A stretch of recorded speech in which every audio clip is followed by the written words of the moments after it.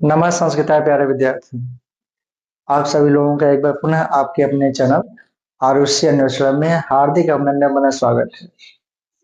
प्रिय विद्यार्थियों, आज की इस क्लास में हम सभी लोग यूपी बोर्ड कक्षा 10 संस्कृत विषय के जो पाठ्यक्रम है उसके अंतर्गत हम लोग देखेंगे संस्कृत पद ट्यूशन से जो प्रश्न परीक्षा पूछे जाते हैं।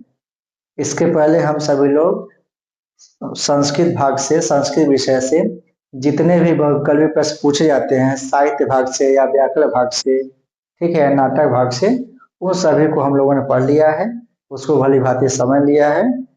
तो आपके 20 बहुविकल्पी प्रश्न जहाँ से आते हैं वो पूरा हम लोग अध्ययन कर चुके हैं, आप लोग पढ़ चुके हैं, आप लोगों को पढ़ाया जा चुके हैं। अब आज से हम लोग शुरू करेंगे जो संस्कृत पद ट्यूशन से जो प्रश्न पूछे जाते हैं।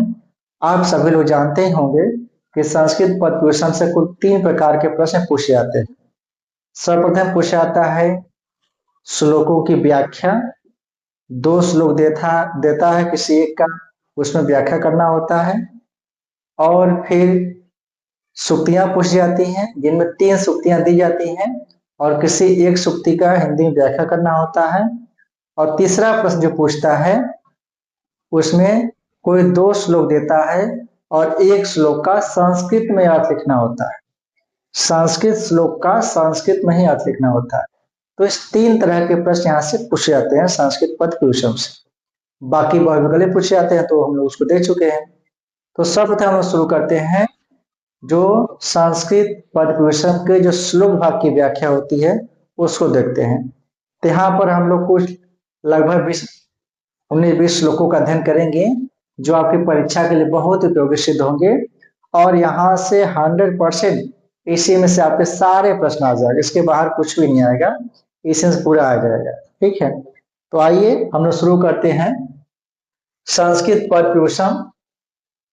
इसके अंतर्गत व्याख्या, सूक्ति एवं श्लोकों का संस्कृत में अर्थ पूछा जाता है, जिसमें प्रथम भाग हम लोग देखेंगे कि श्लोकों की हिंदी में व्याख्या।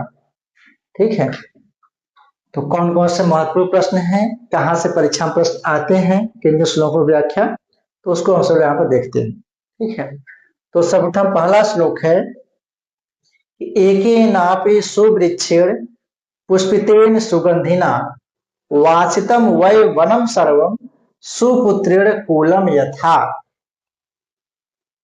इस प्रकार 2 श्लोक देगा, कहेगा कि किसी एक श्लोक का हिंदी में व्याख्या कीजिए।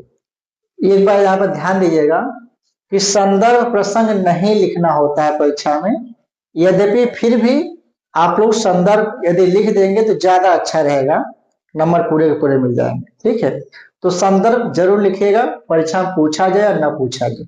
ठीक है, तो यह श्लोक किस पाठ से है, तो संदर्भ इस प्रकार से हम लिखेंगे कि प्रस्तुत श्लोक महर्षि वेद व्यास द्वारा रचित महाभारत के शांति पर्व के 184वें अध्याय से लिया गया है।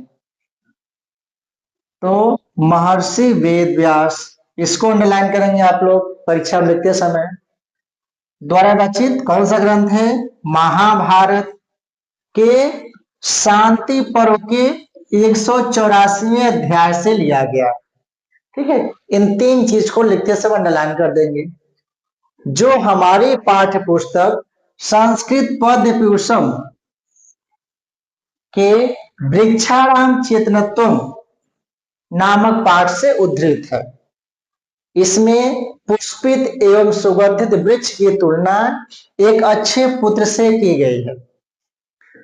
पुष्पित एवं सुगंधित वृक्ष की तुलना किससे की गई है, एक अच्छे पुत्र से यहाँ पर की गई है। तो इतना आपका संदर्भ हो गया। इसमें प्रसंग भी हो गया, इसमें क्या बताया गया है, संदर्भ माने किस पाठ से लिया गया है, उसका नाम क्या है, उसके लेखक या कवि कौन है। प्रसंग में इसमें क्या बताया गया उसके बारे में, तो आपका संदर्भ भी हो गया, प्रसंग भी इसी लाइन में हो गया। ठीक है, तो प्रस्तुत श्लोक महर्षि वेद व्यास द्वारा विरचित महाभारत के शांति पर्व के 184वें अध्याय से लिया गया है। आप सभी लोग जानते हैं कि महाभारत के लेखक महर्षि वेद व्यास जी हैं और महाभारत में कुल 18 पर्व हैं। महाभारत का विभाजन पर्वों में हुआ है। तो कुल 18 पर्व हैं, जिसमें 12वां पर्व है शांति पर्व। ठीक है, और शांति पर्व के 184 अध्याय से यह आपके जो वृक्षाराम चितनत्व है वहां से लिया गया है। ठीक है, जो हमारी पाठ्य पुस्तक संस्कृत पद भूषण, यही पढ़ना है किताब आप लोगों को, संस्कृत पद भूषण के वृक्षाराम चितनत्व भाग से उद्धृत है या लिया गया है या अवतरित है, कुछ भी लिख सकते हैं। इस श्लोक में पुष्पित एवं सुगंधित वृक्ष की तुलना एक अच्छे पुत्र से की गई है। ठीक है, अब इसमें क्या बताया गया है? अब इसमें हम सब लोग पढ़े, इसमें जानते हैं कि इसमें संवाद है। भृगु, जो महर्षि भृगु है, वो अपने शिष्य को समझाते हुए कहते हैं, उनका शिष्य कहता है कि वृक्षों में चेतनता नहीं है, वृक्ष तो जगह स्थिर रहते हैं, ये चेतन नहीं है। ठीक है, अपना तर्क देता है। उसके उत्तर में महर्षि भृगु उसको समझाते हुए कहते हैं कि इन कारणों से वृक्षों में चेतनता होती है। वृक्ष 5 तत्वों से युक्त है, जैसे हमारा शरीर 5 तत्वों से बना हुआ है। ये सब सारी बातें उसमें बताई गई हैं। उसी का अंतिम श्लोक है ये कि एकेन अपि सुवृक्षेण, एक होने पर भी, एकेन अपि सुवृक्षेण, एक अच्छे वृक्ष के द्वारा, उसके पुष्पितेन, पुष्पों से, सुगंधिना, और उसके सुगंध से, वासितम वन सुगंधित होता है, वनम सर्वम, संपूर्ण वन या उपवन, अर्थात कोई वन है, कोई उपवन हो, कोई बाग है, कोई बगीचा है, उसमें सैकड़ों हजारों वृक्ष हैं, लेकिन उनमें से यदि कोई वृक्ष ऐसा है जो खूब एकदम फूलों से लदा हुआ है और सुगंधित उसके फूल हैं, तो उसके फूलों के सुगंध से पूरा उपवन, पूरी बगिया हमारी एकदम सुगंधित और खुशनुमा लगती है, मन को मोह लेता है। ठीक है, और वहीं सैकड़ों हजारों वृक्ष जो नीरस और सूखे हुए हैं तो उतना अच्छा नहीं लगता है। ठीक उसी प्रकार से सुपुत्रेण कुलम यथा, जिस प्रकार से एक अच्छे पुत्र के द्वारा कुल की शोभा होती है, कुल खानदान परिवार का विकास होता है, उसी प्रकार से एक अच्छे वृक्ष के द्वारा पूरे उपवन की, वन की शोभा या सुंदरता होती है। ठीक है, तो एकेन अपि सुवृक्षेण, एक अच्छे वृक्ष के द्वारा, पुष्पितेन सुगंधिना, उसके पुष्पों से और उसके सुगंध से, वासिता मतलब सुगंध, ठीक है, सुगंधित होता है, वह वनम सर्वम, संपूर्ण वन। ठीक है, सुपुत्रेण कुलम यथा, यथा में जिस प्रकार से एक अच्छे पुत्र के द्वारा कुल सुशोभित होता है, कुल का वृद्धि होता है, विकास होता है, मान सम्मान होता है। ठीक है, तो यही बात यहाँ पे आपको अपने शब्दों में लिख देना है। तो हिंदी व्याख्या हम लोग इस प्रकार से करेंगे कि आचार्य भृगु या महर्षि भृगु जी कहते हैं कि जिस प्रकार से एक पुष्पित एवं सुगंधित वृक्ष से पूरा उपवन सुगंधित और मनमोहक हो जाता है, उसी प्रकार एक अच्छे एवं गुणवान पुत्र के द्वारा समस्त कुल, वंश या खानदान सुशोभित होता है। कहने का भाव यह है कि जिस प्रकार हजारों मूर्ख पुत्रों की अपेक्षा एक गुणवान एवं संस्कारी पुत्र, एक गुणवान एवं संस्कारी पुत्र ही अच्छा होता है, जिससे परिवार की शोभा बढ़ती है एवं परिवार का विकास होता है। तो उसी प्रकार हजारों सूखे एवं नीरस पुष्प एवं फलहीन वृक्षों की अपेक्षा, जो पुष्पहीन है, फलहीन है, ऐसे वृक्ष की अपेक्षा एक ही पुष्पित, सुगंधित एवं फलदार वृक्ष अच्छा होता है, जिससे संपूर्ण उपवन की शोभा बढ़ती है।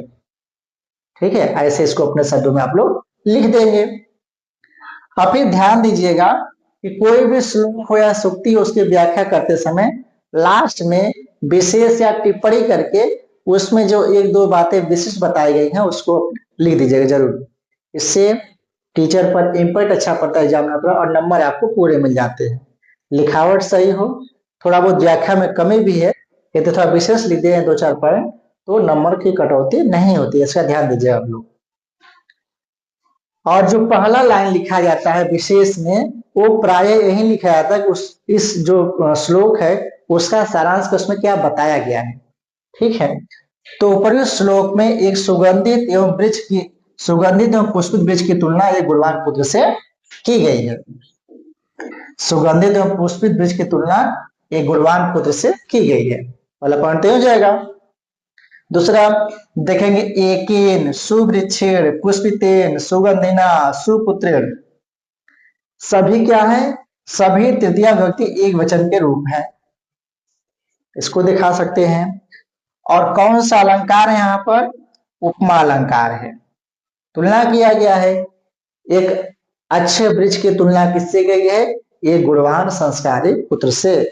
जिस प्रकार से एक अच्छे पुष्पित पल्लवित सुगंधित वृक्ष से पूरा उपवन सुशोभित होता है, उसी प्रकार से एक संस्कारी और अच्छे पुत्र से पूरा कुल खानदान सुशोभित होता है और विकास को प्राप्त होता है। ठीक है, इतना ऐसा ले देंगे।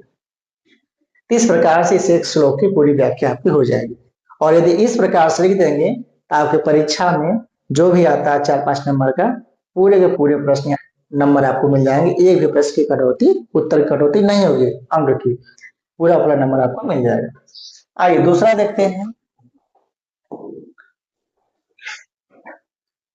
दूसरा श्लोक है आपका, भाषासु मुख्या मधुरा दिव्या गिरवार भारती भारती तस्माद्धि काव्य मधुरम तस्मादपि सुभाषितम। ये हम सब लोग जानते हैं किससे लिया गया है, सुक्ति सुधा। आप लोग जो तीसरा पाठ है संस्कृत पद पुस्तक में अंतर्गत सुक्ति सुधा, तो सुक्ति सुधा नामक पाठ से यह अवतरित है। ठीक है, तो प्रस्तुत श्लोक हमारी पाठ्य पुस्तक संस्कृत पद प्यूषम के सुक्ति सुधा नामक पाठ से उद्धृत है या लिया गया है। ठीक है, इसमें संस्कृत भाषा की महत्ता पर प्रकाश डाला गया है या संस्कृत भाषा की महत्ता बताई गई है। अब इसकी व्याख्या कैसे करेंगे, ठीक है, तो पहले ऊपर देख लेते हैं। भाषा सुमुख्या, जो संस्कृत भाषा है संसार की सभी भाषाओं का सबसे मुख्य, भाषा सुमुख्या सभी भाषाओं में सबसे मुख्य है। मधुरा सबसे मधुर है, मीठी है, सुरीली है, सरस है। दिव्या दिव्य है अर्थात देववाणी है, देवताओं की भाषा है, अलौकिक है। गिरवार भारती, गिरवार मन होता है मोक्ष, और मोक्ष दायिनी भाषा है। ठीक है, मोक्ष को देने वाली है। और तस्माद्धि काव्य मधुरम, और इन सबसे भी अधिक उसका काव्य मधुर है, काव्य मीठा है। ठीक है, और तस्मादपि सुभाषितम, और उन काव्यों में भी संस्कृत की जो सुभाषित है, जो सुंदर सूक्तियां हैं, वे मीठी हैं, वे मधुर है। ठीक है, यह आपका सामान्य अर्थ है। अब इसी अर्थ को आप अपने शब्दों में किस प्रकार से लिख देंगे, तो सबसे पहले संदर्भ हो जाएगा, क्या हो जाएगा कि प्रस्तुत श्लोक हमारी पाठ्य पुस्तक संस्कृत पाठ्यपुस्तक के सुक्ति सुधा नामक पाठ से उद्धृत है या अवतरित है या लिया गया है। इसमें संस्कृत भाषा की महत्ता पर प्रकाश डाला गया है, उसकी महत्ता बताई गई है। व्याख्या, संस्कृत भाषा संसार की सभी भाषाओं में सबसे मुख्य है ना, भाषा से मुख्य, तो संस्कृत भाषा संसार की सभी भाषाओं में सबसे मुख्य है। मधुरा सबसे मधुर है, दिव्या सबसे दिव्य है, देववाणी है। और गिरवार भारती, और क्या है, मोक्ष को देने वाली है, मोक्ष दायिनी है, मोक्ष को देने वाली है। इसलिए संस्कृत भाषा का काव्य बहुत मधुर है। ठीक है, तस्माद्धि, इसलिए काव्य मधुरम, संस्कृत भाषा का काव्य बहुत मधुर है, बहुत मीठा है। और तस्मादपि सुभाषितम, तथा उससे भी अधिक मधुर संस्कृत भाषा की सूक्तियां हैं, सुंदर सूक्तियां हैं, जो सुंदर उसके कथन है। ठीक है, कहने का भाव यह है कि संस्कृत भाषा संसार की सभी भाषाओं में सबसे मुख्य है। संस्कृत भाषा से ही अन्य सभी भाषाएं निकली हैं। ठीक है, इसीलिए संस्कृत भाषा को सभी भाषाओं की जननी भी कहा जाता है। यह भाषा बोलचाल वाला यह भाषा बोलचाल तथा व्यवहार में बहुत मीठी है। आप सब लोग जानते हैं कि पहले संस्कृत क्या थी, बोलचाल की भाषा थी, व्यवहार की भाषा थी, आमजन की भाषा थी। लेकिन धीरे धीरे इसका प्रचलन कम हुआ और फिर संस्कृत से पाली, प्राकृत, अपभ्रंश, फिर हिंदी ने उसका स्थान ले लिया। तो बोलचाल व्यवहार में बहुत मीठी भाषा है। यदि संस्कृत भाषा कोई बोलता है तो उसकी वाणी बहुत मीठी अच्छी लगती है। इसे देव भाषा भी कहा जाता है, दिव्या, इसे देव भाषा भी कहा जाता है। संस्कृत भाषा मोक्ष को देने वाली है, मोक्षदायिनी भाषा है। अर्थात इसे पढ़ने वाला व्यक्ति या छात्र सभी पापों से मुक्त हो जाता है तथा उसे सदा के लिए मोक्ष मिल जाता है, जीवन के आवागमन से मुक्ति मिल जाती है और सभी प्रकार से दुखों से वह मुक्त हो जाता है सदा के लिए। इसकी जो सूक्तियां हैं वह बहुत ही मनमोहक तथा ज्ञानदायिनी है। इस प्रकार से इतना अपने शब्दों में आप सभी उसको लिख देंगे, समझा कर। व्याख्या का मतलब ये होता है कि जो श्लोक में कहा गया उसी को अपने शब्दों में सरल भाषा में आसान तरीके से आप व्यक्त कर दीजिए। ठीक है। अब तो इसकी कुछ सूक्तियां, जैसे उदार चरिता नाम तु वसुधैव कुटुंबकम, है ना, कि अयम निज परो व्यक्ति गणना लघु चेतसा उदार चरिता नाम तु वसुधैव कुटुंबकम। यह मेरा है, वह दूसरे का है, यह गणना छोटी बुद्धि वाले, छोटी मानसिकता वाले लोग करते हैं। उदार चरित्र वालों के लिए, उदार व्यवहार वाले लोगों के लिए संपूर्ण धरती है क्या है, एक परिवार के समान है। सभी लोग भाई बंधु के समान है, सबसे मिलजुल कर रहना चाहिए, प्रेम पूर्वक व्यवहार करना चाहिए। जननी जन्मभूमि स्वर्गादपि गर्यसी, जननी और जन्मभूमि स्वर्ग से भी महान है। तो हमारे जो माता, जननी माने जो माता है, और जन्मभूमिष्य, और जो हमारे जन्मदायिनी है, जो जन्मभूमि है, ठीक है, यानी माता और पृथ्वी दोनों क्या है, स्वर्गात अपि, स्वर्ग से भी, गर्यसी माने क्या है, महान है, श्रेष्ठ है। ठीक है, इतनी अच्छी अच्छी बातें इस भाषा में कही गई हैं, अन्यत्र कहीं देखने को नहीं मिलता है। अहिंसा परमो धर्म है, अहिंसा हमारा सबसे बड़ा धर्म है। ठीक है। हितम मनोहारी च दुर्लभम वचन, हितकारी और मनोहर वचन प्रायः दुर्लभ होते हैं। ऐसे वचन जो आपके हित के लिए भी हो और आपको सुनने में अच्छा भी लगे, ऐसा प्रायः वचन दुर्लभ ही होता है, प्रायः देखने को नहीं मिलता है। हितकारी वचन प्रायः कड़वे ही होते हैं। माता पिता गुरु की डांट बच्चों को बुरा लगता है, लेकिन वास्तव में हितकारी बात वही होता है। ठीक है। तो जो आपके हितकारी भी हो आपके लिए और आपको सुनने में अच्छा भी लगे, वाह कितनी अच्छी बात है, ऐसा प्रायः दुर्लभ ही होता है। ठीक है। तो ये सब ऐसे आप दो चार सूक्तियां उसमें दिखा सकते हैं व्याख्या करते समय। ठीक है।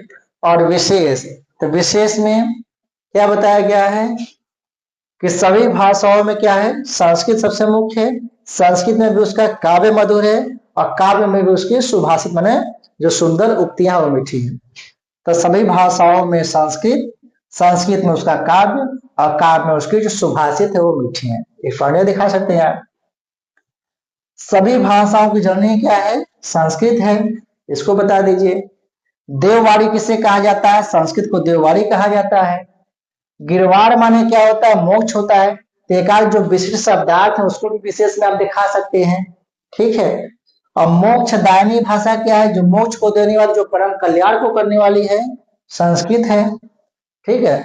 तो संस्कृत भाषा यदि आप पढ़ते हैं, संस्कृत पढ़ने वाले हैं, तो आपको मोक्ष मिलना तय है। आप सारे पापों से मुक्त होकर आप सदा के लिए स्वर्ग में चले जाएंगे और पुनर्गमन जो होता है कि पुनर्जन्म कि बार बार जन्म लेना मरना, जन्म लेना मरना होता है, इससे आप मुक्त हो जाएंगे, सदा के लिए अमर हो जाएंगे। और सुभाषित, सुंदर कथन, सुष्ठु भाषितम इति सुभाषितम, यहाँ क्या है, कर्मधारय समास है, विशेषण विशेष। कैसे भाषा, सुंदर भाषा, सुभाषित। ठीक है। तो विशेषण विशेष कर्मधारय समास बनता है, तो आप क्या है, एक कर्मधारय समास है। इसे प्रादि तत्पुरुष भी कहते हैं या कर्मधारय समास कहा जाता है। ठीक है। इस प्रकार से इस श्लोक की आप व्याख्या ऐसे कर सकते हैं। ठीक है। प्रायः बच्चे बस यही लिखते हैं। ठीक है। श्लोक दिया, उसका जो व्याख्या अपने शब्दों में लिख देते हैं। लेकिन थोड़ा सा यदि आपको नंबर अच्छा पाना है, पूरा पूरा नंबर पाना है कि नंबर कटे ना, 100 में 100 नंबर लाना है, ठीक है, तो आपको जैसे बताया जा रहा है इस प्रकार से आपको लिखना पड़ेगा। यदि इस प्रकार से आप लिख देते हैं तो आपका एक भी अंक कहीं कटने वाला नहीं है। इसलिए इसको आपकी अपनी भाषा में सरलता रूप में यहाँ पे बताया गया है कि आप इसको ऐसे 2 बार 4 बार अच्छे से पढ़ करके आप इसको अच्छे से लिख सकते हैं, समझ सकते हैं और परीक्षा में अच्छे नंबर पा सकते हैं। और यदि आपको ये वीडियो अच्छी लगे, आपको लगे हमारी काम चीज है, हमारे मित्रों का भी भला हो सकता है, तो ये जो वीडियो है अपने मित्रों को भी सबको भेज दीजिए। कर भला तो हो भला, ठीक है, अपने साथ साथ दूसरे का भी भला हो जाए, उसका भी अच्छा नंबर आ जाए। तो आपके जितने फ्रेंड सर्किल है, जितने लोग हैं जो पढ़ने वाले हैं, जूनियर हैं, सबको एक वीडियो पूरा भेज दीजिए ताकि उनका भी भला हो जाए। देखिए, जब दूसरे का भला करे तभी हमारा अपना भला होगा। कर भला तो हो भला, यह सिद्धांत अपनाएंगे तो हमेशा आप फायदे में रहेंगे।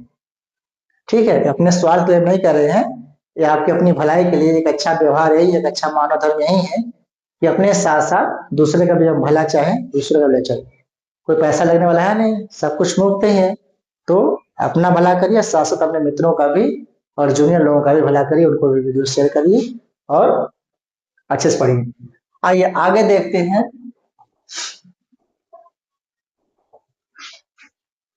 तीसरा श्लोक है आपका कि पृथिव्याम त्रिरत्नानि जलम अन्नम सुभाषितम। पृथ्वी पर 3 ही रत्न हैं, जल, अन्न और सुंदर वचन। मूढ़ै पाषाण खड्डेषु रत्न संज्ञा विधीयते।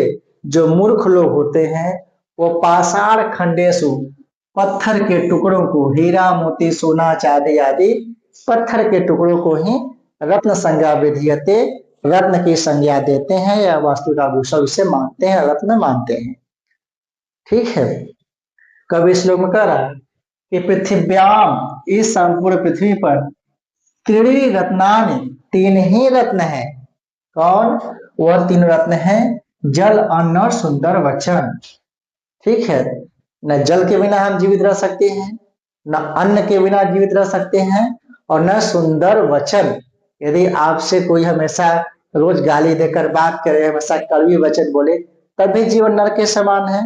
ठीक है, तो जल और अन्न के साथ साथ आपका व्यवहार, आपकी भाषा भी अच्छी होनी चाहिए।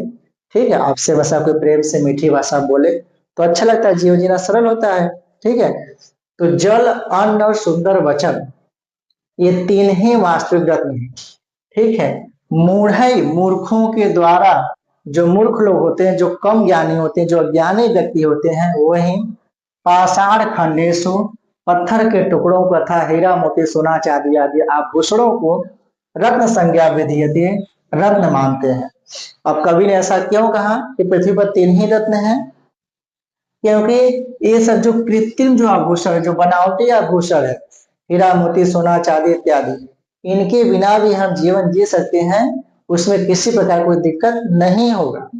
ठीक है, ये आभूषण धारण कर लेने से आप क्षण भर के लिए, कुछ महीने, कुछ साल के लिए, कुछ समय के लिए आपकी सुंदरता बढ़ जाएगी और आप अच्छे लगे। लेकिन एक दिन क्या नष्ट हो जाएंगे, नष्ट हो जाएगा ना। लेकिन और दूसरी बात यह, नष्ट हो जाएगा ठीक है, प्लस दूसरी बात यह है कि इनके बिना भी हमारा जीवन चल सकता है, हमारा काम चल सकता है। लेकिन सोचिए, जल के बिना, अन्न के बिना और सुंदर वचन के बिना हम पल भर जी पाएंगे? पानी मत पीजिए 2 दिन 4 दिन, राम नाम सत। अन्न, खाना मत खाइए अधिकतम 1 हफ्ते, 10 दिन जिएंगे यही होगा, 15 दिन जिएंगे, वैसे नहीं होगा, फिर राम नाम सत हो जाएगा। और हमें कोई आपसे अच्छा व्यवहार ना करे, हमेशा आपको गाली गलौज की भाषा में बात करे, हमेशा आपसे कठोर व्यवहार करे, तभी आप बोले अरे यार मेरा जीवन ही बेकार है, हमसे तो कोई प्रेम से बात ही नहीं करता। तो जल, अन्न के साथ साथ अच्छे जीवन के साथ साथ आपको रोटी, कपड़ा और मकान के साथ साथ क्या चाहिए? अच्छा व्यवहार, अच्छी भाषा का होना भी आवश्यक है। ठीक है, जीवन में प्रेम और मान सम्मान भी एक चीज होता है, बिना उसके जीवन किस काम का। इसलिए 3 ही रत्न वास्तव में होते हैं, बाकी सभी रत्न क्या है? बेकार। ठीक है, तो इस प्रकार इसको लिखेंगे। तो संदर्भ क्या है इसमें कि प्रस्तुत श्लोक हमारे पाठ्य पुस्तक संस्कृत पदभूषण के, देखिए, जो किताब का नाम, पाठ का नाम, कवि का नाम जरूर अंडरलाइन करिएगा लिखते समय। कोशिश करिएगा दूसरे पेन से उसको लिख दीजिए, नहीं यदि उसी पेन से लिखे तो उसको दूसरे पेन से हाईलाइट कर दीजिए, अंडरलाइन कर दीजिए। या एक ही पेन यूज कर रहे हैं तो जिस पेन से लिख रहे हैं उसी पेन से नीचे उसको ऐसे अंडरलाइन कर दीजिए, ठीक है, ताकि चेक करने वाले का एग्जामिनर नजर पहले उस पर पड़े कि हाँ बच्चे ने किताब का नाम, कवि के नाम, पाठ का नाम सही लिखा है, यानी व्याख्या भी ठीक ही किया होगा, तो व्याख्या थोड़ा सा बस नजर डालेगा और पूरा नंबर देके आगे बढ़ जाएगा। तो संस्कृत पद पुस्तक के सूक्ति सुधा नामक पाठ से लिया गया है, ठीक है। इसमें जल, अन्न और सुंदर वचन को ही वास्तविक रत्न बताया गया है, यही इसमें कहा गया है। अब हिंदी व्याख्या उसके अपने शब्दों में कर दीजिए। आप कैसे व्याख्या करेंगे? प्रस्तुत श्लोक में कवि कहता है कि पृथ्वी पर वास्तव में 3 ही रत्न हैं, ठीक है, और वह रत्न है जल, अन्न और सुंदर वचन। मूर्ख लोग व्यर्थ में ही पत्थर के टुकड़ों जैसे सोना, चांदी, हीरा, मोती, सोना, चांदी, हीरा, मोती आदि को रत्न मानते हैं, आदि को रत्न मानते हैं। कवि के कहने का आशय यह है कि जल, अन्न और सुंदर वचन यही वास्तविक रत्न है, क्योंकि इनके अभाव में जीवन संभव नहीं है। जब जीवन ही संभव नहीं रहेगा तो ये सब कृत्रिम आभूषण लेके क्या करेंगे? हीरा, मोती, सोना, चांदी, हार पहन के क्या करेंगे? पहन पाएंगे? जीवन नहीं रहेगा तो इनके अभाव में जीवन संभव है ही नहीं। प्रथम 2 के अभाव में, यानी प्रथम 2 माने जल और अन्न, तो प्रथम 2 के अभाव में हम जीवित नहीं रह सकते हैं, तथा सुंदर वाणी के बिना हमारा जीवन क्या नर्क के समान हो जाएगा। जबकि सोने, चांदी आदि आभूषण के बिना भी हमारे जीवन में कोई खास फर्क नहीं पड़ने वाला है। अतः जल, अन्न और सुंदर वचन यही आपके वास्तविक रत्न है, बाकी सब बेकार है, ठीक है। इस प्रकार इसको अपने शब्दों में आप लोग लिख देंगे। अब विशेष में 2-4 चीज दिखा दीजिएगा, अवश्य नहीं, विशेष में एक ही चीज लेकिन जरूर दिखाइएगा कुछ भी। तो ऊपरी श्लोक में 3 ही वास्तविक रत्न बतलाए गए हैं, जल, अन्न और सुंदर वचन। पहला पॉइंट यही हो गया कि क्या बताया गया। दूसरा, मूर्ख लोग किससे धर्म मानते हैं? तो सोने, चांदी आदि और दूसरों धर्म मानते हैं। पृथ्वी यह कहाँ का रूप है? तो सप्तमी एक वचन का रूप है, पृथ्वी पर मूढ़ है, मूर्खों के द्वारा, मूढ़ माने क्या होता है? मूर्ख होता है, और यह तृतीया बहुवचन का रूप है, ठीक है। सुभाषितम, सुष्ठु भाषितम इति सुभाषितम कर्मधारय समास है, विशेषण विशेष कर्मधारय समास है। तो इस प्रकार से इस श्लोक की व्याख्या इस प्रकार से आप कर सकते हैं और पूरे पूरे नंबर आप परीक्षा में पा सकते हैं। स्पष्ट है, बहुत कठिन तो नहीं है, आपकी अपनी भाषा में है, सरल तरीके से है, तो 2 बार 4 बार पढ़ लेंगे, अच्छे से सुन लेंगे, देख लेंगे, तो आसानी से आप परीक्षा में कर पाएंगे इसमें। आइए आगे चलते हैं। चौथा श्लोक है, काव्य शास्त्र विनोदेन कालो गच्छति धीमताम व्यसनेन च मूर्खाणाम निद्रया कलहेन वा। इसमें देखिए 2 चीज बताए गए हैं कि बुद्धिमानों का समय और मूर्खों का समय किस प्रकार से बीतता है, दोनों के समय यापन में क्या अंतर है, इसी पर चर्चा की गई। तो कवि कहते हैं कि काव्य शास्त्र विनोदेन, काव्य शास्त्रों का विनोद माने अध्ययन में, अध्ययन जन आनंद से, ठीक है। अभी आप लोगों की जिसकी आदत होगी उसको पता होगा कि काव्यों को पढ़ने में, किताबों को पढ़ने में, कथा, नाटक, कहानी, उपन्यास इत्यादि पढ़ने में, गणित लगाने में, ठीक है, जब कोई सवाल आप लगाते हो और सवाल आपसे बन जाता है तो एक अपार खुशी अंदर से होती है और वो अलग ही आनंद होता है। उसी प्रकार से कोई हम श्लोक पढ़ते जो उसका अर्थ हमको आ जाता है, हमको अंदर से बहुत सुकून मिलता है, वो इसका अर्थ हमें आ गया, समझ में आ गया। या कोई उपन्यास पढ़े, कोई कहानी पढ़ रहे हैं, तो कोई कहानियां उपन्यास इतने अच्छे होते हैं कि जब तक आप शुरू से थोड़ा सा पढ़ना शुरू किए, आप उसमें थोड़ा सा डूबे और आपको कहानी इतनी अच्छी लगने लगती है कि जब तक वो खत्म नहीं हो जाता तब तक उसको छोड़कर उठते नहीं, दिन दिन भर पढ़ते रह जाते हैं, 2 दिन पढ़ते रह जाते हैं, कि कब खत्म होगा, इसका एंडिंग क्या है। तो ऐसी अच्छी अच्छी कहानियां, उपन्यास, निबंध, नाटक, ठीक है, सब साहित्य में भरे पड़े हैं। तो जो बुद्धिमान लोग होते हैं अपना समय काव्य शास्त्रों के, काव्य ग्रंथों के अध्ययन में बिताते हैं। ठीक है, तो काव्य शास्त्र विनोदेन है, काव्य शास्त्रों के आनंद जन विनोद से, अध्ययन जन विनोद से कालो गच्छते धीमताम, धीमताम माने बुद्धिमानों का, विद्वानों का, काल माने समय, गच्छति माने बीतता है। तो बुद्धिमानों का समय बीतता है कैसे? काव्य शास्त्र विनोदेन, काव्य ग्रंथों के अध्ययन में। ठीक है, अभ्यसनेन च मूर्खाणाम, मूर्खाणाम जो मूर्खों का समय होता है, व्यसनेन गलत आदतों में, गलत आदत के द्वारा अपना समय बिताते हैं। मदिरा पान, दारू, गुटखा, शराब, सिगरेट और लड़कियों के पीछे घूमना, इस प्रकार गलत आदतों में अपना समय व्यतीत करते हैं और अपने जीवन को बर्बाद कर लेते हैं। ठीक है, और निद्रया या फिर सोने में, कलहेन वा या झगड़ा करने में बिताते हैं। ठीक है, अब इसका संदर्भ किस प्रकार से हो जाएगा कि प्रस्तुत श्लोक हमारी पाठ्य पुस्तक संस्कृत पद्य पुरुषम, ठीक है, इसको जरूर अंडरलाइन करिएगा आप लोग, संस्कृत पद्य पुरुषम के सुक्ति सुधा, क्या पाठ है? सुक्ति सुधा नामक पाठ से उद्धृत है। इसमें बुद्धिमानों एवं मूर्खों के बीच समय यापन, समय यापन माने समय बिताने के अंतर एवं उसके महत्व को बतलाया गया है। ठीक है, ये आपका संदर्भ हो जाएगा। फिर हिंदी व्याख्या इस प्रकार कैसे करेंगे कि प्रस्तुत श्लोक में कवि कहता है कि बुद्धिमान लोगों का समय काव्य और शास्त्रों के अध्ययन द्वारा मनोरंजन एवं आनंद में बीतता है। ठीक, जबकि मूर्खों का समय निंदित कार्यों को करने में, मोबाइल देखने में, सोने में तथा झगड़ा करने में बीतता है, अपना समय वो बिताते हैं। अतः हम सभी बुद्धिमान तथा सज्जन छात्र हैं, आप लोग अच्छे विद्यार्थी हैं, हमें अपना समय पाठ्य पुस्तकों के अध्ययन में बिताना चाहिए, मूर्खों की तरह व्यर्थ कार्यों को करने तथा सोने में नहीं। ठीक है, और इस प्रकार से यदि आप किताबों के शौकीन हैं, पढ़ने शौकीन हैं, तो आप ज्ञान के साथ साथ आप अपने जीवन को बहुत ही बेहतर बना सकते हैं।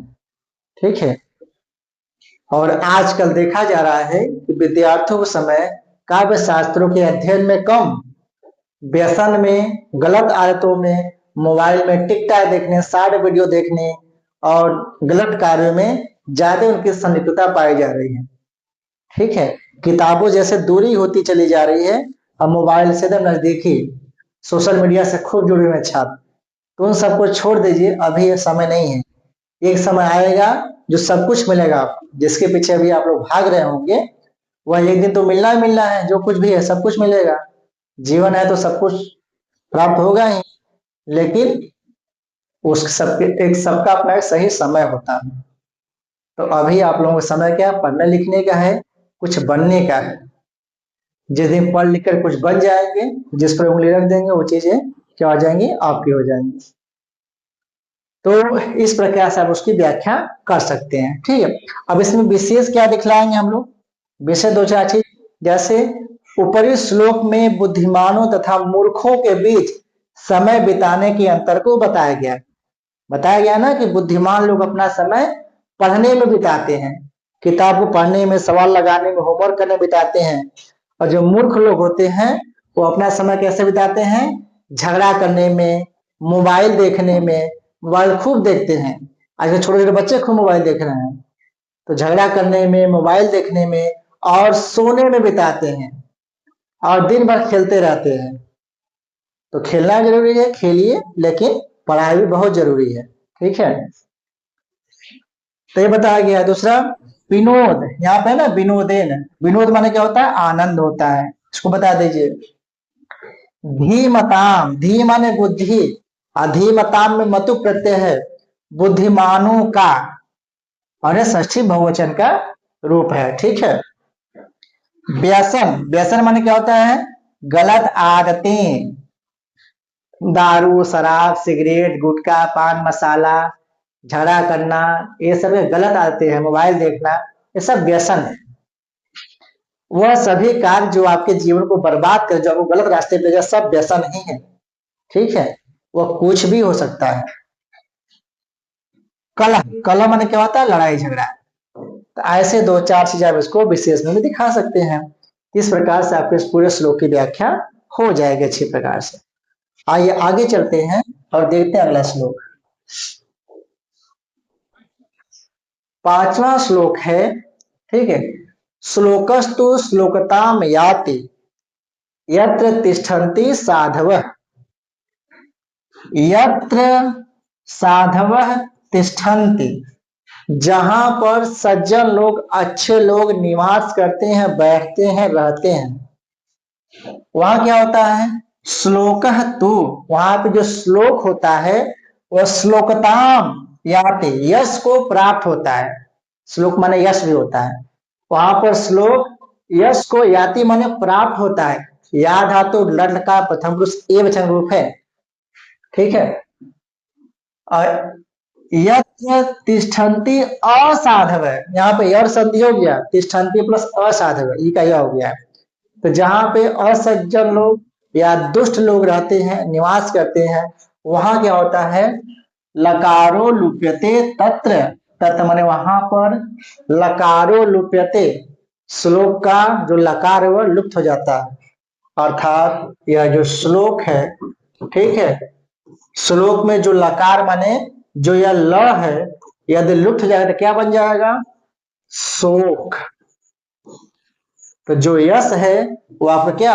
शोक रूप में बदल जाएगा। तो यदि अपना यश चाहते हैं, मान सम्मान चाहते हैं, अपनी उन्नति चाहते हैं, विकास चाहते हैं, तो कहाँ आपका उठना बैठना रहन सहन किनके बीच होना चाहिए? सज्जन लोगों के बीच होना चाहिए। यदि अपना पतन चाहते हैं, अपना विनाश चाहते हैं, तो आपका उठना बैठना रहन सहन किनके बीच होना चाहिए? दुष्टों के बीच। ठीक है। तो आप पर डिपेंड करता है कि अपने जीवन को बनाना है, अपने जीवन को बर्बाद करना है। ठीक है। आइए इसका देखते हैं। अब इसका संदर्भ क्या लिखेंगे हम सभी लोग कि प्रस्तुत श्लोक हमारी पाठ्य पुस्तक संस्कृत पद्य पीयूषम के सुक्ति सुधा, सुक्ति सुधा नामक पाठ से लिया गया है या उद्धृत है। ठीक है। जो संस्कृत पद्य पीयूषम जो तीसरा पाठ है सुक्ति सुधा, यदि केवल इसी पाठ को अच्छे प्रकार से पढ़ लेंगे तो परीक्षा में आपका सारा, यहाँ से सुक्तियां भी सब मिल जाएंगी, व्याख्या भी मिल जाएगा, और आपका संस्कृत में अर्थ भी प्राय मिल ही जाएगा। तो सुक्ति सुधा एक और पाठ है विद्यार्थी चर्या, ये दो पाठ पर पढ़ लीजिए, आपका कल्याण हो जाएगा। ठीक है। तो सुक्ति सुधा से प्राय ज्यादा श्लोक यहाँ पर लिए गए हैं, बाकी अन्य पाठ जो मेन है दो चार श्लोक उसको लिया गया है। ठीक। तो सुक्ति सुधा नामक पाठ से यहाँ पे आपका उद्धृत है। इसमें सज्जनों तथा दुर्जनों के साथ संगति के प्रभाव पर प्रकाश डाला गया है कि सज्जनों के साथ संगति रखेंगे तो क्या उसका प्रभाव है, और दुर्जन माने जो दुष्ट लोग होते हैं उनके साथ संगति रखेंगे तो उसका क्या प्रभाव पड़ेगा। ठीक है। अब इसकी हिंदी व्याख्या अपने शब्दों में कर दीजिए आप लोग। कैसे लिखेंगे? जो बताओ उसको अपने शब्द लिख दीजिए कि प्रस्तुत श्लोक में कवि कहता है कि जहां पर अच्छे लोग निवास करते हैं वहां कोई भी श्लोक, कविता अथवा सुक्ति या अच्छे विचार, आपकी अच्छी बातें, यश अथवा कीर्ति को प्राप्त होता है। ठीक है। तथा जहां पर दुष्ट लोग निवास करते हैं वहां पर श्लोक, ये जो श्लोक है, श्लोक का लकार माने ल लुप्त हो जाता है, अर्थात जो श्लोक है वह शोक रूप में बदल जाता है। इस प्रकार प्रस्तुत श्लोक में सज्जनों तथा दुर्जनों के बीच संगति के अंतर एवं महत्व पर प्रकाश डालते हुए हमें यह संदेश दिया गया है कि हम सबको सज्जनों के साथ संगति रखनी चाहिए। किसके साथ संगति रखनी चाहिए? सज्जनों के साथ संगति रखनी चाहिए, जिससे हमारा मान सम्मान तथा यश एवं ज्ञान बढ़े, न कि दुष्टों के साथ संगति करके अपयश एवं निंदा का पात्र बन के अपना जीवन बर्बाद कर ले। तो जीवन को बर्बाद तो करना नहीं, जीवन को आबाद करना है। तो जीवन को आबाद करना है तो किताबों को पढ़ना पड़ेगा, अच्छे लोगों के साथ अपनी संगति दोस्ती बनानी पड़ेगी और तब आपका जीवन सफल हो जाएगा। ठीक है, तो हमेशा अपने मित्र अच्छे लोग बनाए, अच्छे लोगों से आपका वहां से उठना बैठना हो, मोबाइल से थोड़ा दूरी बना के रखें, गलत की आदतों में व्यसन में ना पड़े।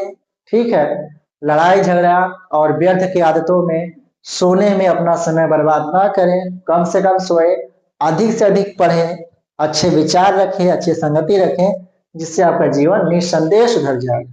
ठीक है, आइए आगे चलते हैं। अब विशेष में देखिए एक अच्छी विशेष में क्या दिखाएंगे कि प्रस्तुत श्लोक में सत्संगति के महत्व पर प्रकाश डाला गया है कि अच्छे संगति का क्या लाभ है। ठीक है, श्लोक माने क्या होता है? यश अथवा कीर्ति।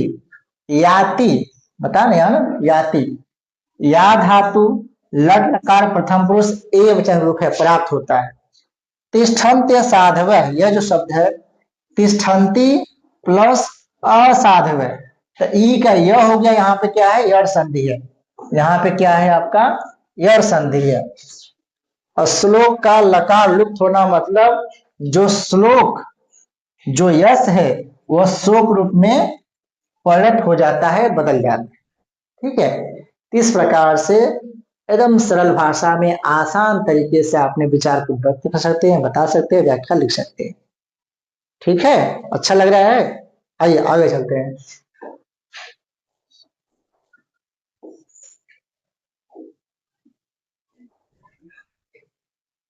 छठा श्लोक है वसुमती पतिना नु सरस्वती बलवता रिपुरा न च नियते। ठीक है, सम विभाग हरई है न विभज्यते विबुध बोध बुधई अपि सेव्यते। ठीक है, तो वसुमती पतिना माने होता है राजा, वसु माने धन, वसुमती माने पृथ्वी, धन धान से अर्थात पृथ्वी, तो वसुमती माने हो जाएगा पृथ्वी। ठीक है, और वसुमती पति, पृथ्वी का पति या स्वामी का होता है राजा। और तृतीय रूप है वसुमती पतिना, राजा के द्वारा। नु निश्चित रूप से, सरस्वती माने जो होती है विद्या, सरस्वती माने क्या होता है? जो विद्या होती है, बलवता बलपूर्वक आपसे छीनी नहीं जा सकती है। यानी जो राजा होगा वह भी आपसे आपकी विद्या को छीन नहीं सकता है। रिपुरा न च नियते, और शत्रु के द्वारा उसे ले जाया नहीं जा सकता है। कहने भाव है चाहे राजा हो और चाहे शत्रु हो, वसुमती पतिना एक रिपुरा दो च माने और होता, तो राजा और शत्रु के द्वारा बलवता बलपूर्वक सरस्वती निश्चित रूप से जो विद्या है न च नियते वो ली नहीं जा सकती है, आपसे छीन नहीं सकता है राजा शत्रु आपसे विद्या, वो आपका अपना धन है। असम विभाग हरई है, समान विभाजन करने वाले, समान बंटवारा करने वाले। समान बंटवारा करने वाले कौन होते हैं? भाई। ठीक है, तो सम विभाग हरे, समान बंटवारा करने वाले भाइयों के द्वारा न विभज्यते, बांटी नहीं जा सकती है। सारा धन दौलत रुपया पैसा घर मकान जमीन जायदाद सब बढ़ जाएगा, हिस्सेदारी सब में हो जाएगा, लेकिन विद्या तो आपकी अपनी है, अंतर धन है, अंदर छुपा हुआ धन है। ठीक है, तो विद्या बांटी नहीं जा सकती है। विबुध बोध बुधई, विभिन्न प्रकार के ज्ञान का सेवन करने वाले विद्वानों के द्वारा सेव्यते, इसका सेवन किया जाता है, इसको ग्रहण किया जाता है।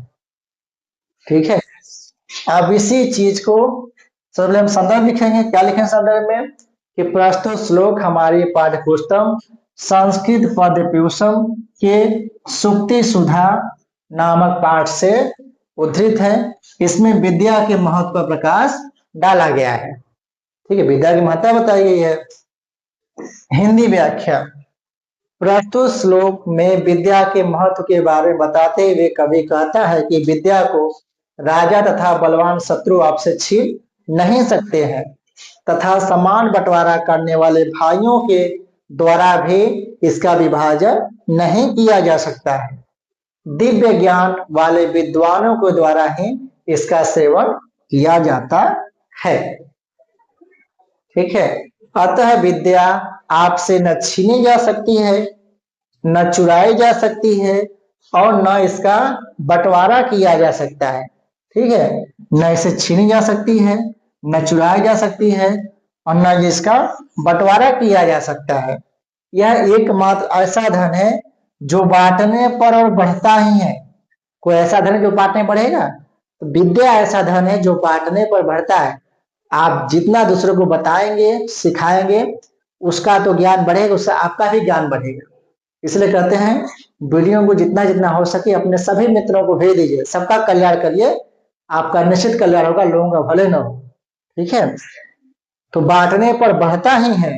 अतः हम सबको भी अच्छी प्रकार से विद्या ग्रहण करना चाहिए, जिससे हमारी उन्नति हो तथा हम देश के एक अच्छे नागरिक बन सके और अपना विकास कर सके, अपना जीवन अच्छा, उत्तम और सुखी बना सके। ठीक है, तो इस प्रकार से इसकी व्याख्या हो गई। अब विशेष में दो चार चीज दिखा दीजिए। तो प्रस्तुत श्लोक में विद्या के महत्व पर प्रकाश डाला गया। पहला पॉइंट नहीं हो जाएगा, उसमें क्या बताया गया है? वसुमती पतिना राजा के द्वारा, और तृतीया विभक्ति ये वचन रूप है। रिपुड़ा, रिपु माने शत्रु होता है, तृतीया वचन रिपुड़ा बन जाएगा। शत्रु के द्वारा, तृतीया एक वचन रूप है। ठीक है, सम विभाग हरई है, समान बंटवारा करने वाले अर्थात भाइयों के द्वारा। अब विबुध बुध, बुधई माने विद्वानों के द्वारा इसका सेवन किया जाता है। इस प्रकार से ये श्लोक आपका कंप्लीट हुआ।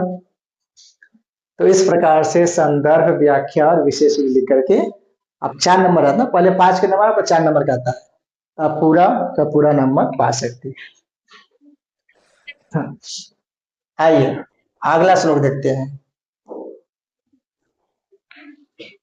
लक्ष्मी न, वह लक्ष्मी लक्ष्मी नहीं है। या माने जो, लक्ष्मी के लिए आया है। लक्ष्मी न, वह लक्ष्मी नहीं है। या माने जो, याचक दुख हारणी, जो याचकों के दुखों को दूर न कर सके। अर्थात यदि आपके पास धन है, आप सक्षम हैं, कोई आपसे मांगने के लिए आता है, कोई याचक आपके पास आता है, अपनी समस्या लेकर आता है, वास्तव में समस्या में वो है और आप उसकी मदद कर सकते हैं और आप उसकी मदद नहीं कर रहे हैं, तो आपका ऐसा धन किसी काम का नहीं। ठीक है, यदि आप सक्षम है तो हमेशा ध्यान दीजिएगा कि जो सहायता मांगने आपके पास आए उसकी सहायता जरूर करिएगा, चाहे धन से हो, विद्या से हो या किसी भी चीज की तरह से हो। ठीक है, तो लक्ष्मी न, वह धन धन नहीं है। या माने जो याचक दुख हारणी, जो याचकों के, याचक के, मांगने वाले के, बेचारा दिन दुखिया के दुख को दूर न कर सके। विद्या न, वह विद्या विद्या नहीं है। या अच्युत भक्तिकारी, या माने जो, अच्युत माने भगवान विष्णु में या श्री कृष्ण में भक्ति न कराए, श्रद्धा उत्पन्न न करे। अर्थात आप विद्या उपास है तो आपके अंदर श्रद्धा भाव होना चाहिए। ठीक है, पुत्रो न, वह पुत्र पुत्र नहीं है। यह माने जो पंडित मंडल अग्रणी, जो पंडित माने विद्वानों के मंडल, मंडल माने सभा में, अग्रणी माने हमेशा आगे न रहता, हमेशा बढ़ चढ़ के भाग न लेता, वह पुत्र पुत्र नहीं है। अर्थात वही पुत्र पुत्र है जो विद्वानों की मंडली में, सभा में हमेशा आगे रहता हो, बढ़ चढ़ के उसमें हिस्सेदारी निभाता हो, भाग लेता हो। सा नैव, ऐसी लक्ष्मी नहीं चाहिए। सा नैव, ऐसी विद्या नहीं चाहिए जो भगवान विष्णु में श्रद्धा भक्ति उत्पन्न न करे। स नैव, और ऐसा पुत्र नहीं चाहिए जो विद्वानों की सभा में आगे न बैठता हो। नैव नैव, ऐसा नहीं चाहिए, नहीं चाहिए। ठीक है, तो सा मतलब या लक्ष्मी के लिए आया है, या विद्या के लिए, यह क्या पुत्र के लिए आया है। तो सा, ऐसी लक्ष्मी, ऐसी विद्या, ऐसा पुत्र आपको नहीं चाहिए। कैसी लक्ष्मी नहीं चाहिए? जो याचकों को दुखों को दूर न कर सके। कैसी विद्या नहीं चाहिए? जो भगवान में श्रद्धा उत्पन्न न कर सके। अच्युत मना श्री कृष्ण या विष्णु होता है। और कैसा पुत्र नहीं चाहिए? जो विद्वानों सभा में हमेशा आगे न रहता है। ठीक है, संदर्भ इसका क्या है कि प्रस्तुत श्लोक हमारी पाठ्य पुस्तक संस्कृत पद्यभूषण, ठीक है, इसको नाम कर लीजिएगा, संस्कृत पद्यभूषण के सूक्ति सुधा नामक पाठ से उद्धृत है। इसमें लक्ष्मी, विद्या तथा पुत्र के बारे में बताया गया है कि वह कैसा होना चाहिए, वह किस प्रकार की लक्ष्मी, विद्या और पुत्र होने चाहिए। ठीक है, हिंदी व्याख्या। तो प्रस्तुत श्लोक में कवि लक्ष्मी, विद्या तथा पुत्र के महत्व पर प्रकाश डालते हुए कहता है कि लक्ष्मी वही है जो याचकों के दुखों को दूर कर सके। विद्या वही है जो भगवान विष्णु में आस्था जगाए, तथा पुत्र वही है जो विद्वानों की सभा में हमेशा आगे रहता हो। और जो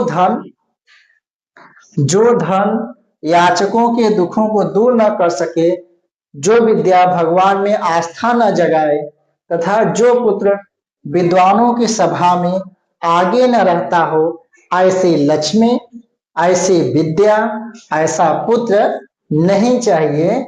वह होकर भी न होने के बराबर है। अर्थात ऐसी लक्ष्मी, ऐसी विद्या, ऐसा पुत्र किसी काम का नहीं है। ये आपकी व्याख्या हो जाएगी। विशेष क्या इसमें है कि प्रस्तुत श्लोक में लक्ष्मी, विद्या तथा पुत्र के महत्व पर प्रकाश डाला गया है, जो किस प्रकार के होने चाहिए। अच्युत माने क्या होता है? भगवान विष्णु या श्री कृष्ण का पर्यायवाची अच्युत। हारिणी, दुख हारे, दुख को दूर करने वाली, हरण करने वाली। हरि प्लस ऋणी प्रत्यय है। हरिणी में हरि धातु है और ऋणी प्रत्यय है। नैव, न प्लस एव, वृद्धि संधि है। इसका सूत्र क्या होता है? वृद्धि रेच, अ या आ के बाद ए या आई आए तो उसके स्थान क्या होता है? आई हो जाता है। और ओ या अ आए तो अ हो जाता है। यहाँ पर अ प्लस से क्या हो गया है? आई हो गया है, नैव बन गया, इसलिए यहाँ पर वृद्धि संधि है। सूत्र क्या है? वृद्धि रेच। इतनी चीज यहाँ पे बता सकते हैं, संदर्भ, प्रसंग, व्याख्या और विशेष। क्लियर है? आइए आगे चलते हैं।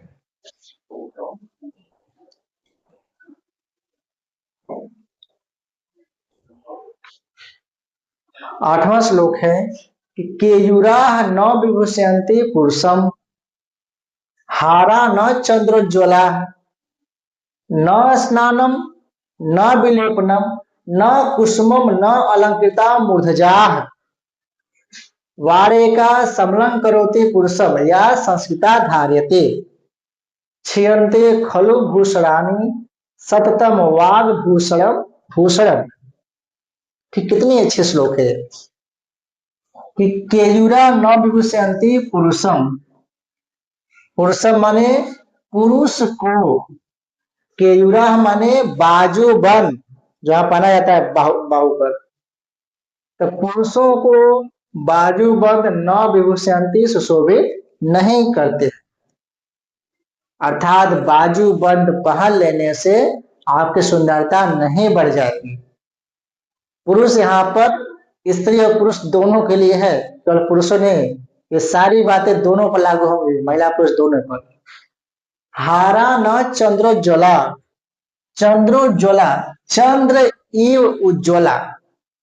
चंद्रमा के समान उज्जवल चमचमाता हुआ नौलखा हार पहन लेने से भी आपकी सुंदरता नहीं बढ़ जाएगी।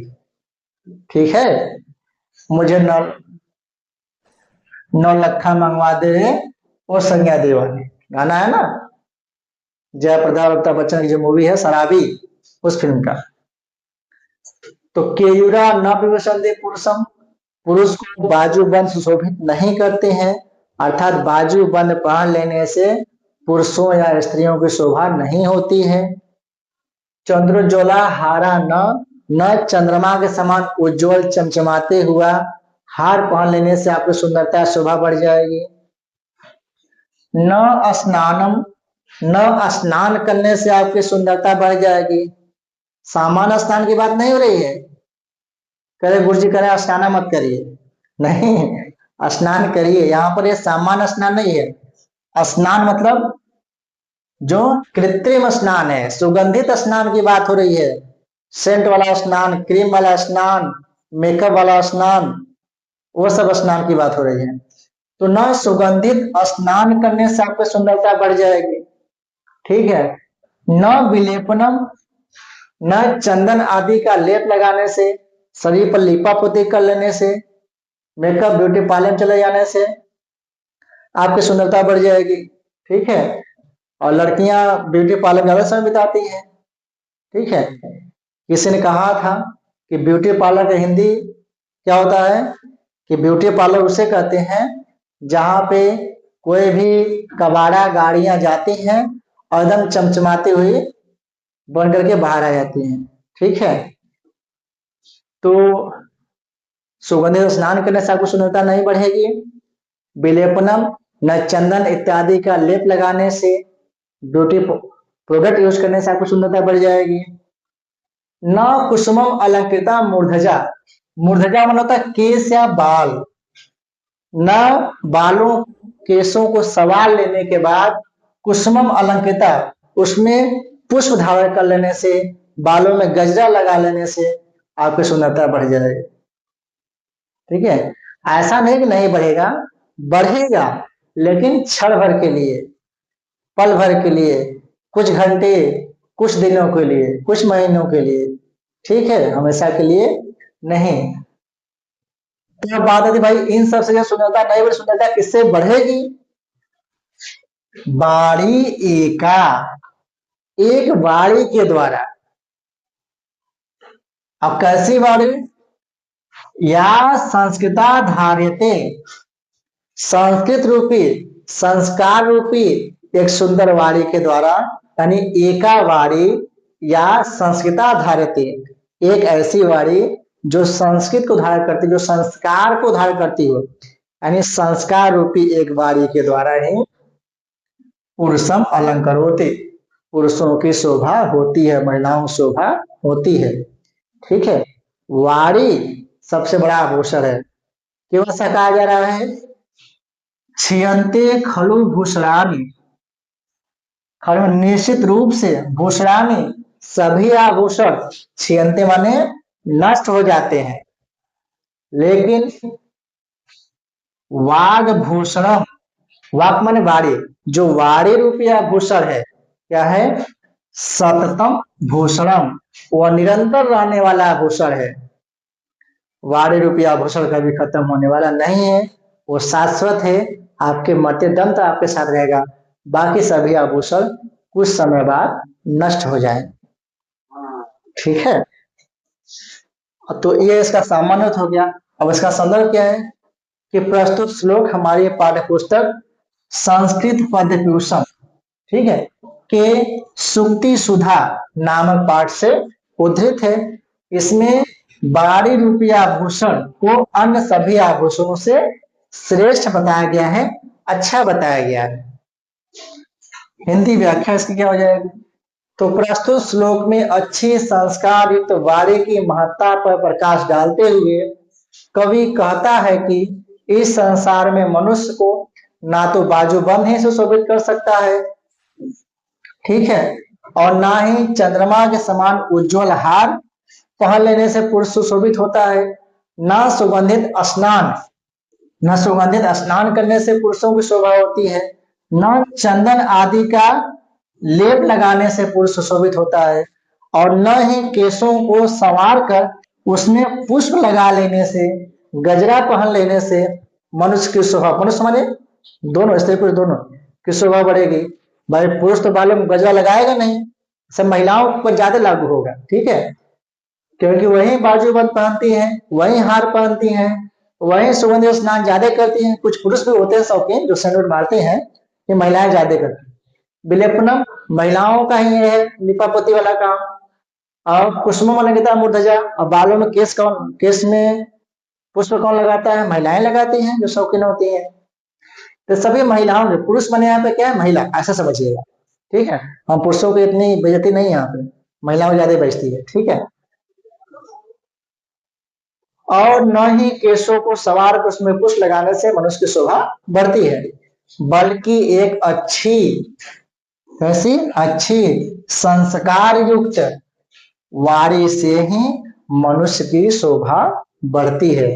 तो कैसी आपकी शोभा बढ़ेगी? अच्छे संस्कारित वाणी के द्वारा, अच्छी बोली से, मीठे व्यवहार से। क्योंकि अन्य सभी आभूषण नष्ट हो जाते हैं, परंतु वाणी रूपी आभूषण कभी नष्ट नहीं होती है, ठीक है। वह सच्चा एवं शाश्वत माने हमेशा रहने वाला, मरते दम तक आपके साथ रहने वाला आभूषण है। ऐसा कोई आभूषण होगा? नहीं। तो भले भाई ये सब है तो ठीक है, कोई बात नहीं, लेकिन मुख्य जोर किस पर दीजिए? अपने व्यवहार पर, अपनी वाणी पे, अपने बोलचाल पर, ठीक है। कितना सब अच्छा अच्छा पहन, सब लोग रकम धारण कर लीजिए, आभूषण पहन लीजिए, सब एकदम ब्यूटी प्रोडक्ट से एकदम टिमटिम हो जाइए और चमचमाने लगी है, लेकिन बोलने का तमीज ही नहीं है, वही हरे करे तरे चल रहा है। तो क्या मतलब ऐसे सुंदरता से? वही ये सब कृत्रिम सुंदरता आपके पास नहीं है, कृत्रिम आभूषण नहीं है, लेकिन जो वास्तविक आभूषण, आपकी बोल चाल व्यवहार अच्छा है, तो लोग आपको खुद ही इज्जत देंगे और आपका मान सम्मान करेंगे, ठीक है। तो ये सब हो या ना हो कोई फर्क नहीं पड़ने वाला है, लेकिन यदि अच्छी वाणी आपके पास न हो तो आपका जीवन ही व्यर्थ है, ऐसा समझिए। विशेष, तो ऊपर श्लोक में वाणी रूपी आभूषण को अन्य सभी आभूषण से श्रेष्ठ अच्छा बताया गया है, या इस आभूषण को सर्वश्रेष्ठ आभूषण बताया गया। केयूरा मन क्या होता है? बाजूबंद, इसको दिखा दीजिए। चंद्रोज्ज्वला, चंद्र इव उज्ज्वला, चंद्रमा के समान उज्ज्वल हार, किसका विशेषण है? हार का विशेषण है। यहाँ हार की उपमा देखिए चंद्रमा से, तो लुप्त उपमा अलंकार है। मूर्धजा माने क्या होता है? केस या बाल, बाला नहीं होता है, बाल होता है, केस या बाल। और यहाँ पर उपपद तत्पुरुष समास है। उपपद जहां पर उत्तर पद क्रियावाची हो वहां उपपद तत्पुरुष समास होता है। मूर्धनी जायन्ते थे मूर्धजा, जो सिर पर उत्पन्न होता है, अर्थात बाल। वाणिका, वाणी प्लस एका, यहाँ पर यह संधि है, ई का यहाँ पे यह हो गया है। सततम वाग भूषण में रूपल रूपक अलंकार है, ठीक है। वाणी पर किसका आभूषण है? और वाणी पर किसका आरोप है? आभूषण का आरोप है। वाणी को यहाँ आभूषण बताया, जैसे यहाँ पर रूपक अलंकार, वाणी रूपी आभूषण। इस प्रकार से यह श्लोक है। ध्यान रखिए, कभी कभी केवल दो ही लाइन देता है, ऊपर गया, कभी कभी नीचे कर देता है, ठीक है। तो कभी ऊपर का कभी नीचे देता है, या कभी पूरा देता है, तो कोई चाहे ऊपर दे चाहे नीचे दे, लेकिन आपको व्याख्या पूरा ही करना है, क्योंकि पूरा साथ में लेंगे तभी इसका अर्थ स्पष्ट हो पाएगा। तो चाहे दो लाइन दे या चार लाइन दे, ऊपर दो लाइन नीचे दो लाइन, या चारों दे, कोई दिक्कत नहीं, व्याख्या को पूरा ही करना है इसी प्रकार से।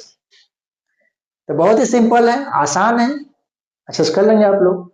आइए आगे चलते हैं।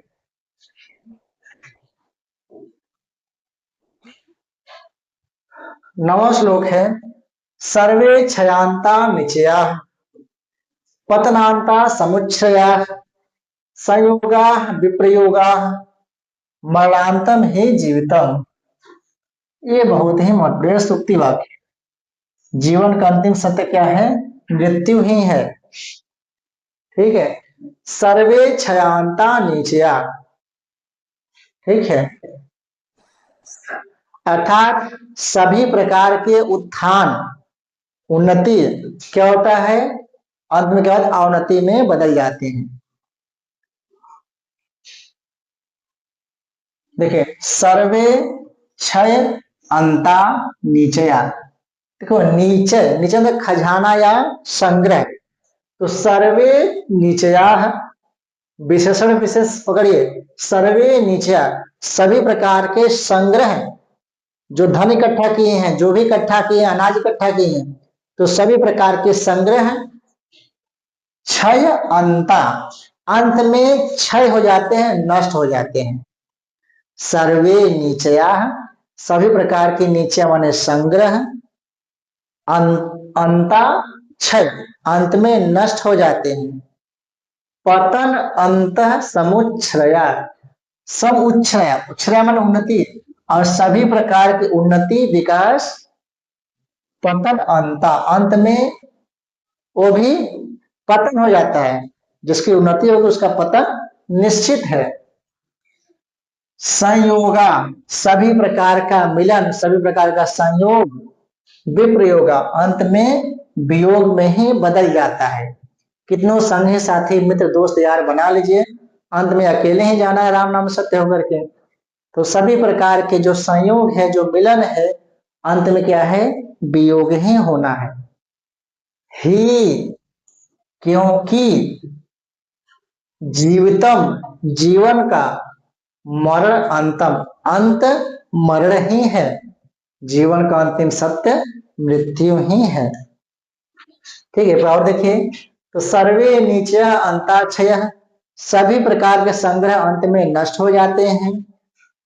समुच्छया पतनांता, सभी प्रकार का विकास अंत में पतन हो जाता है, उन्नति की अवनति हो जाती है। संयोगा, सभी प्रकार के संयोग, विप्रयोगा अंत, अंत में वियोग में बदल जाते हैं। ही, क्योंकि जीवितम मरण अंतम, जीवन का अंतिम सत्य मृत्यु ही है, जीवन का अंत मरण ही है। तो संदर्भ क्या लिखेंगे इसमें, प्रस्तुत श्लोक हमारी पाठ्य पुस्तक संस्कृत पद पेशव के शांति सौख्यम, ये ध्यान दीजिए, पाठ बदल गया है, श्रुति सुधा के सभी खत्म हो गए, 8 ये शांति सौख्यम का है, नाम पाठ से उद्धृत है। इसमें जीवन का अंतिम सत्य क्या है, मृत्यु के बारे में बताया गया है। हिंदी व्याख्या इसकी क्या हो जाएगी कि जीवन की वास्तविक स्थिति पर प्रकाश डालते हुए कवि कहते हैं कि सभी प्रकार के संग्रह अंत में नष्ट हो जाते हैं, सभी प्रकार के उत्थान या उन्नति का अंत में पतन हो जाता है, तथा मिलन अंत में वियोग बन जाता है। ठीक है, तथा जीवन मरण के लिए ही होता है, मरणांतम है जीवितम, जीवन मरण के लिए होता है, जीवन का अंतिम सत्य मृत्यु ही है, यही जीवन की सच्चाई है।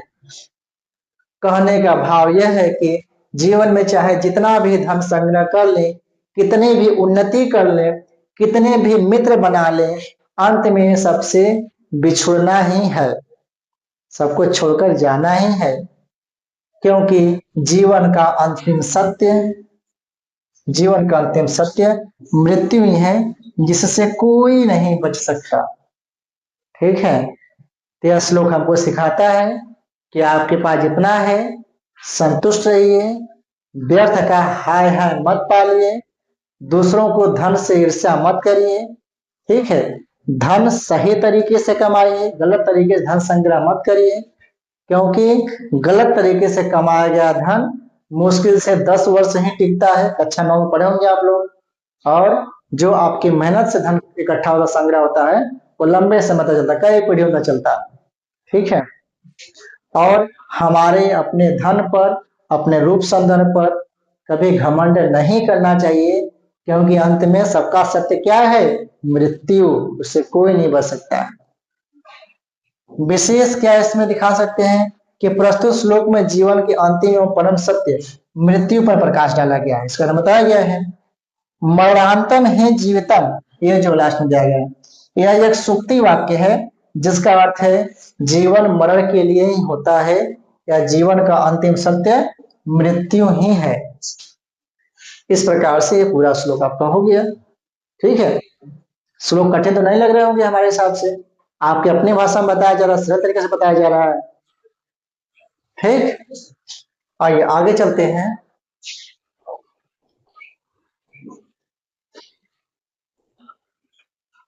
10वां श्लोक है, दमः क्षमा धृतिस्तेज संतोष सत्यवादिता ही अहिंसा अव्यसनीता दाक्ष्यम चेति सुखा वहा।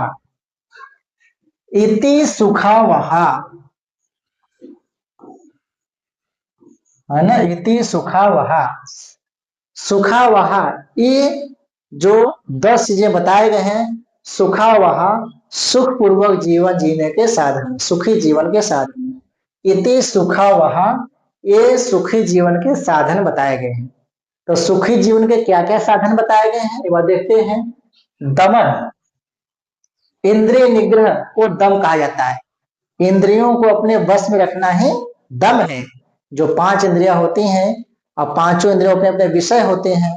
ठीक है, जैसे त्वचा हमेशा अच्छा स्पर्श चाहता है, मुलायम स्पर्श चाहता है। ठीक है, आंख हमेशा क्या, अच्छा देखना चाहता है। नाक हमेशा अच्छा खुशबू चाहता है। ठीक है, जीवा हमेशा अच्छा टेस्ट चाहता है। ठीक है, इसी प्रकार से कान हमेशा अच्छा सुनना चाहता है। और सभी इंद्रियां जो है अपने अपने विषयों के हमेशा लगी रहती है। इस प्रकार से इन पांचों इंद्रियों को अपने वश में रखना, इंद्रियों पर नियंत्रण रखना ही दम कहलाता है। तो पहला गुण है दम, जो सुखी जीवन का आधार है। क्षमा, क्षमाशील होना। ठीक है, क्षमा भावना होना दूसरा जीवन सुखी जीवन का आधार है। धृति, धैर्यशाली होना। धृति माने धैर्य, धैर्यशाली होना, धैर्य धारण करना। तेज, और तेजस्वी होना, तेज युक्त होना, यह सुखी जीवन का 1 2 3 चौथा आधार है। संतोष, संतोषी होना, ज्यादा लोभ लालच में ना पड़ना। सत्यवादिता, और सत्य बोलना, सत्य के रास्ते पर चलना, सत्य बोलना, सत्य का पालन करना। ही माने लज्जा, लज्जाशील होना। और आजकल लज्जा ही लजा कर भाग गई है, महिलाओं में लज्जा ही खत्म होता चला जा रहा है। लज्जा ही औरतों का गहना होता है, ऐसा कहा जाता है, लेकिन आजकल उसी कमी हो गई। और इसीलिए देख रहे हैं क्या घटनाएं समाज में हो रही हैं। अहिंसा, हिंसा रहित होना, हिंसा से दूर होना, हिंसा वृत्ति न करना। अव्यसनीयता, और व्यसन माने गलत आदतों से दूर रहना, अव्यसनीयता। दाक्ष्यम, और उदारता। इति सुखा वहा, ये जो 10 गुण हैं सुखी जीवन के आधार हैं, सुखपूर्वक जीवन जीने के साधन कहे गए हैं। तो सुखी जीवन जीने के कितने साधन हैं? 10 साधन बताए गए। क्या है? दम माने इंद्रिय निग्रह, क्षमा, धृति माने धैर्य, तेजस्विता, संतोष, सत्यवादिता, लज्जा, अहिंसा, अव्यसनीयता, गलत आदतों से दूर रहना, और उदारता। ये 10 सुखी जीवन जीने के आधार हैं। तो सुखी जीवन कितने आधार हैं? 10 आधार हैं। ठीक है, तो संदर्भ, प्रस्तुत श्लोक हमारी पाठ्य पुस्तक संस्कृत पद के शांति सौख्यम, कहां से? शांति सौख्यम नामक पाठ से उद्धृत है। इसमें मनुष्य के सुखी जीवन जीने के साधनों पर प्रकाश डाला गया है। ठीक है, हिंदी व्याख्या देख लेते हैं इसकी। प्रस्तुत श्लोक में कवि मानव जीवन को सुखी बनाने वाले साधनों पर प्रकाश डालते हुए कहते हैं कि इंद्रिय निग्रह, अर्थात पांचों इंद्रियों को अपने वश में रखना, क्षमाशील होना, धैर्य रखना, तेजस्वी होना, संतोष धारण करना, सत्य बोलना, लज्जाशील होना, अहिंसा करना, हिंसा नहीं, अहिंसा की बात, अहिंसा करना अर्थात हिंसा न करना, गलत आदतों से दूर होना, और कार्यों को कुशलता पूर्वक करना। ठीक है,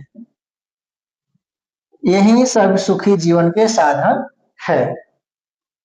ठीक है, तो विशेष क्या हो जाएगा कि प्रस्तुत श्लोक में सुखी जीवन जीने के 10 साधारण प्रकार डाला गया है। 1, 2, 3, 4, 5, 6, 7, अहिंसा 8, अविस्मिता 9, दाक्षमण उदारता 10। ठीक है। दम माने क्या होता है? इंद्रियों को अपने वश में करना दम कहलाता है। अविस्मिता गलत आदतों से दूर रहना। दाक्ष्य माने उदारता। ठीक है। ये सुखी जीवन के आधार। क्लियर है? स्पष्ट है? बस की और कुल 19-20 श्लोक हैं, तो हम सोच रहे 2 क्लास ले लिया जाए। एक ही क्लास हमको ज्यादा हो जाएगा, तो अगले जो भी 8, 9, 10 श्लोक होंगे उसको हम लोग अगले क्लास में देख लेंगे, नहीं तो वीडियो ज्यादा लंबा हो जाएगा, आप लोग ज्यादा बोझ ही लगेगा। ठीक है। आराम से धीरे धीरे करके पढ़ेंगे हम लोग, और पूरा आपसे प्रॉमिस है, वादा है कि यदि इस प्रकार से आप तैयार कर लेंगे, ऐसे परीक्षा हम लिखेंगे, तो निसंदेह 100 में 100 नंबर कहीं नहीं गए, 1 नंबर नहीं कटने वाला है। ठीक है। जितना बाहुबली बताया कि वो तैयार कर लीजिए, 20 से 20 उधर फिक्स हो जाएंगे। बाकी हम लोग गद्य पढ़ रहे हैं और पद्य पढ़ रहे हैं, फिर नाटक पढ़ लेंगे, गद्य भी पढ़ लेंगे। ठीक है। जहां जहां प्रश्न आते हैं 20 श्लोक ये है, और पूरा पूरा फंस जाएगा, एक प्रश्न भाष नहीं आएगा, इसलिए ज्यादा ही दिया गया है। और केवल सुक्ति सुधा तैयार कर लेंगे, इसमें से जो 10 लोग उसी में से आ जाएगा। ठीक है। और 9-10 तो संस्कृत श्लोक का संस्कृत में अर्थ है, केवल 9-10 देखेंगे, उसी में से 100% आ जाएगा, पूरा आ जाएगा। और फिर आगे सुक्तियां हैं, तो जो श्लोक की व्याख्या सुक्तियां भी सबके सब लगभग 80% इसी में से आ जाएंगे, कुछ अलग उसको हम देख लेंगे। ठीक है। तो अच्छे से तैयार कर लीजिएगा, और यदि बार बार कह रहे हैं, यदि वीडियो पसंद हो, अच्छा लगा आप लोगों को, तो सब्सक्राइब कर लीजिए चैनल को, मित्रों को भेज दीजिए, सब्सक्राइब करवा दीजिए। कर भला तो हो भला। ठीक है। इसी शुभकामनाओं से आपसे लेते हैं विदा। मिलेंगे अगली क्लास में आगे वाले श्लोक के साथ। ठीक है। नमः संस्कृत।